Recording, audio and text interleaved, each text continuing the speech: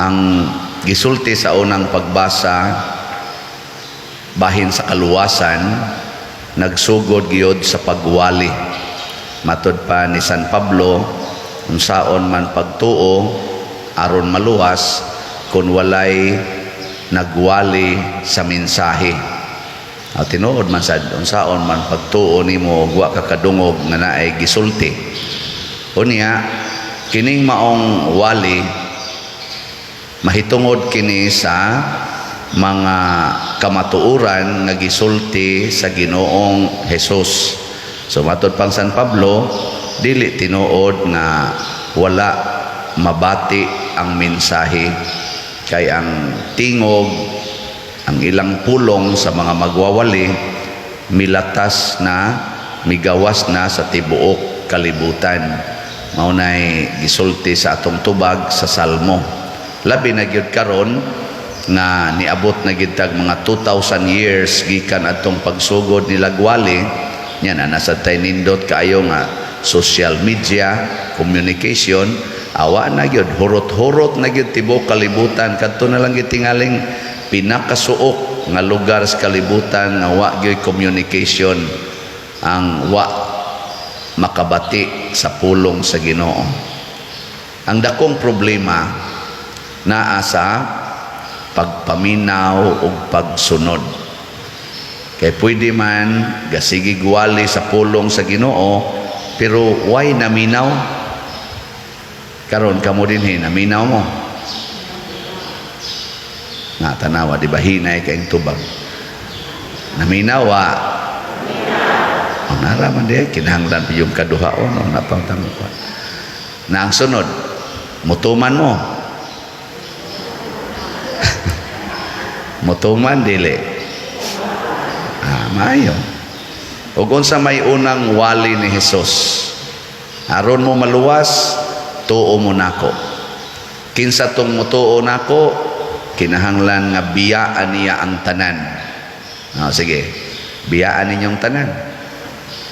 Apilan ng inyong balay, yuta, mga kabtangan, apil ng pagbiya sa imong papa ug mama, sa imong asawa, sa imong bana, anak. Anda mo. Wa na.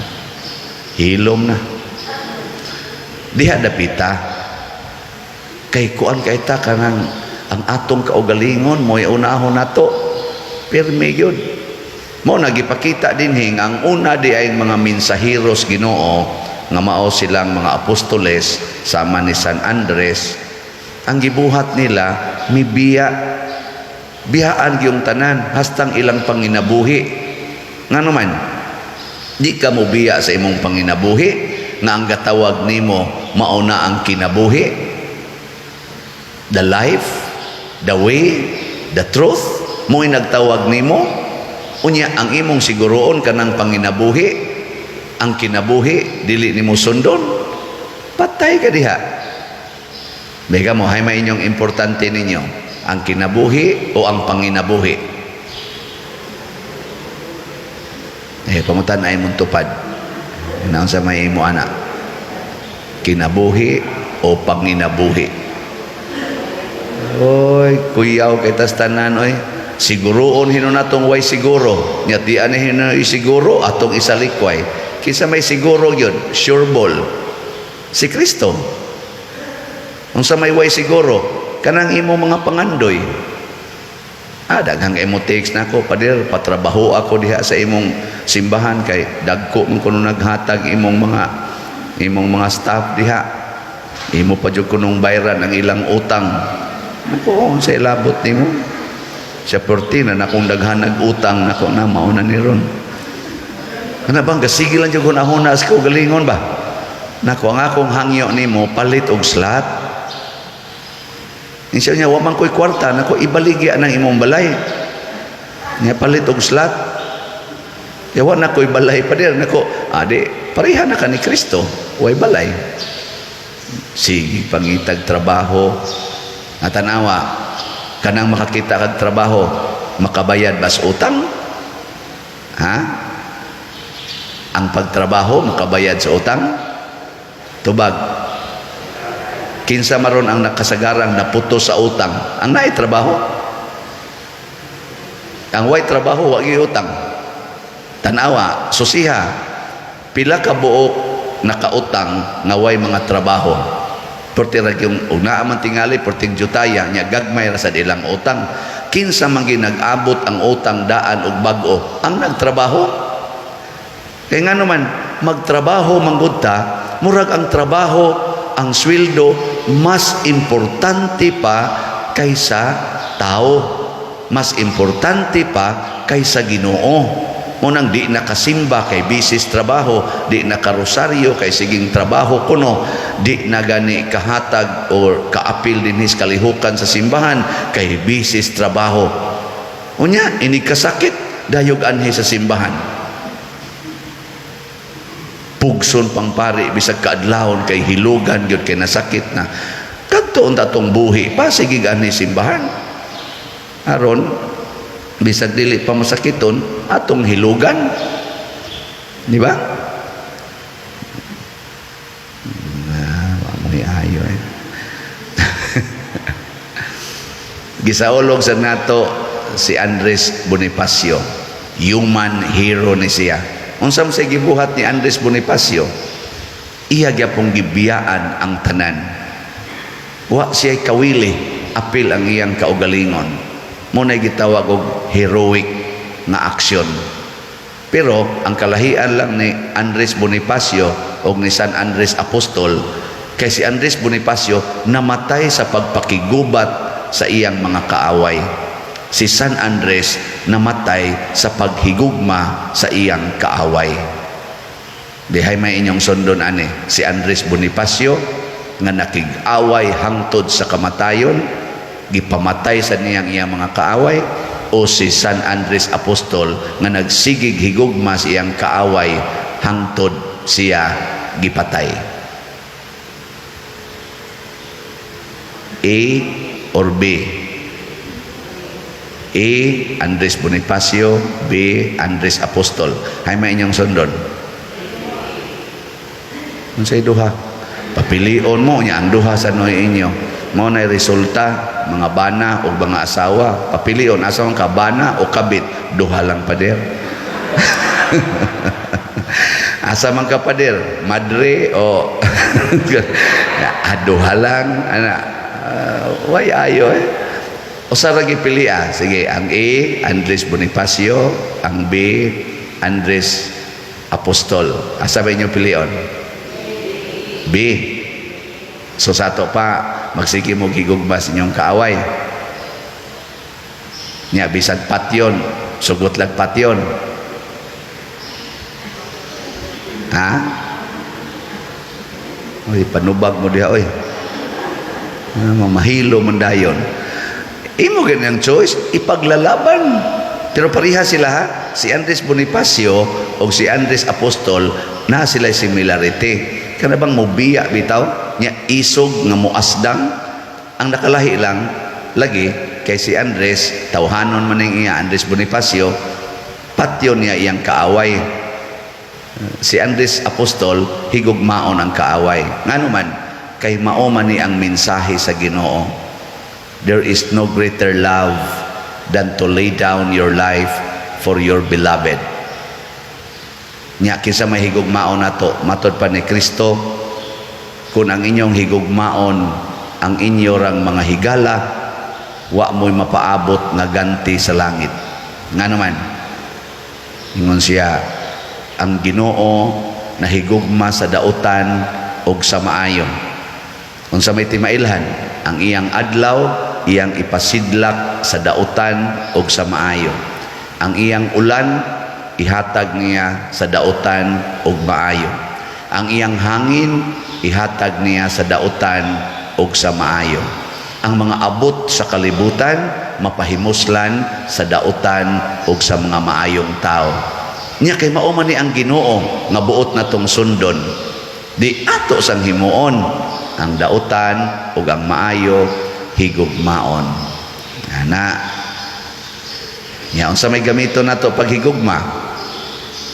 Ang atong mga gasa. Kung nakay gasang kwarta, higugmaa ang imong isig katawo. Sama pananglitan aning simbahan. Unsa man ning simbahan?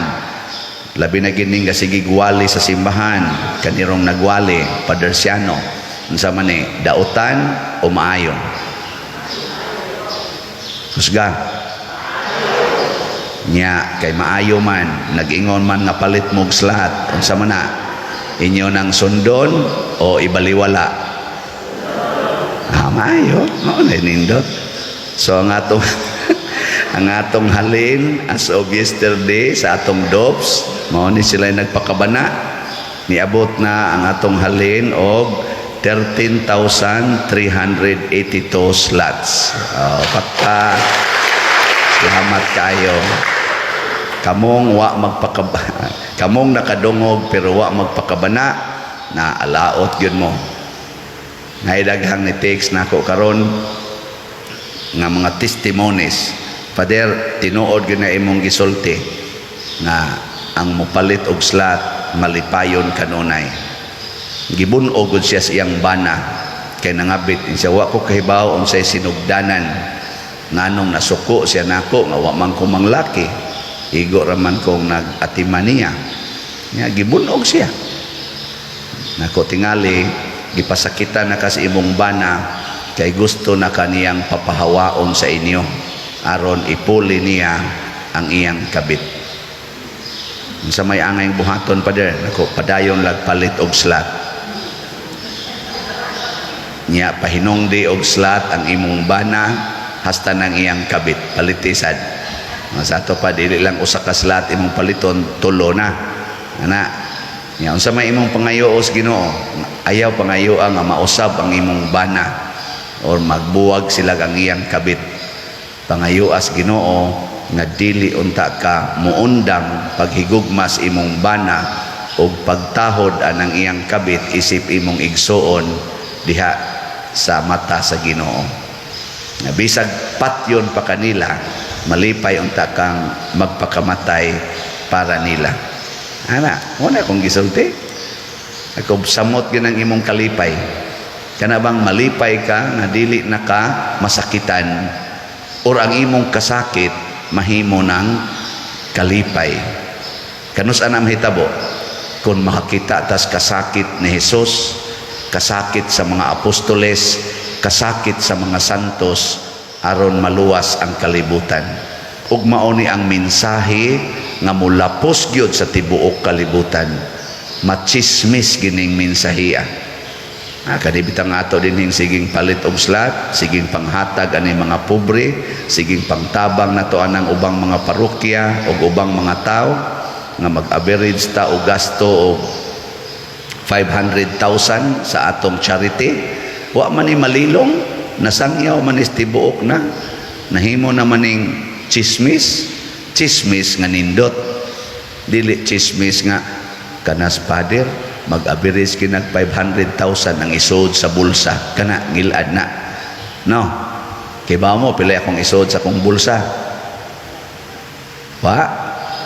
Sige, pangutana mo diha sa atong accounting diha sa opisina na may record, ipakita o niya na, ha?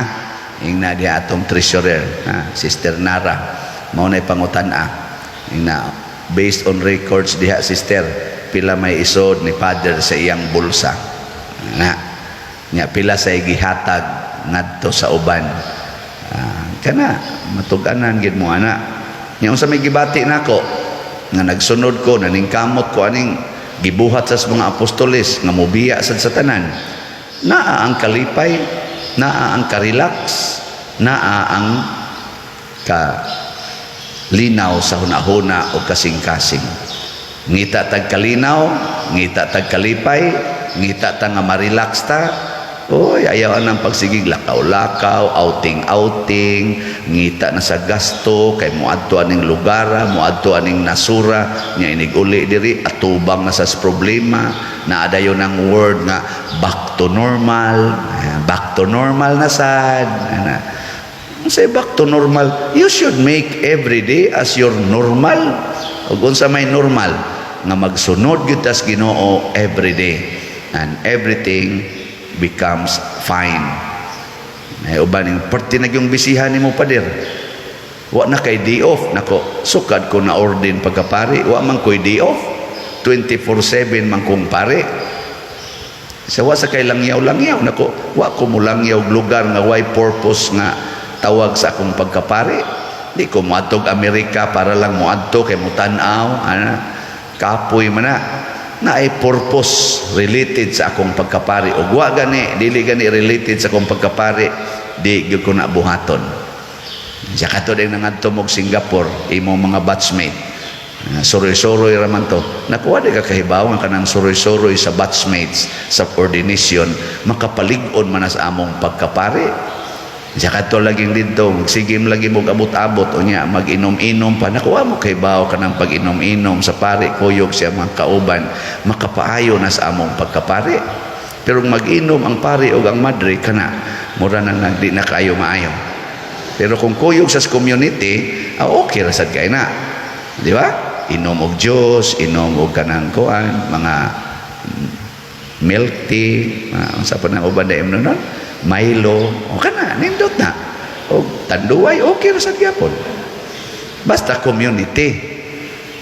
Pero ingon nga mo adto ko kay ako rang usa didto, adto ko sa akong rest house, na peligro na la. Nyawa sa tay kalipay diha, kaluya.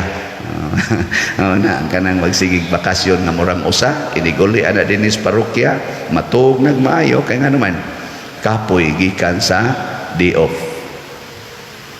Na kami dinhi Father Arnel wa mi day off ay sige ra mi dinhi og trabaho na nya mas stress ta unsay ko ana ma burn out wa oy ma burn out pa ko og magsiglakaw-lakaw sig tanaw-tanaw na mga view o mga beautiful sceneries.